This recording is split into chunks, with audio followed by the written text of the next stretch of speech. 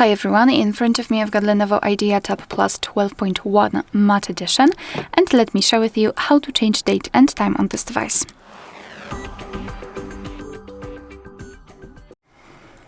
So let's start with opening the settings, and here in this left section we have to scroll down and find General Settings. Then let's go to Date and Time. And as you can see here, we've got some options which are currently inactive. It is because we are using automatic date time and the time zone. So first of all, let's turn off both of those switchers, and now we can freely tap on date and change it just by swiping or basically finding the proper month. So just find the day, tap on it, it will be immediately set, and tap on OK to confirm.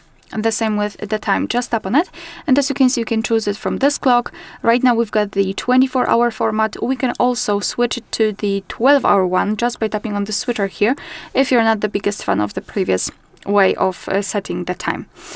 So just choose the time and it will be immediately set.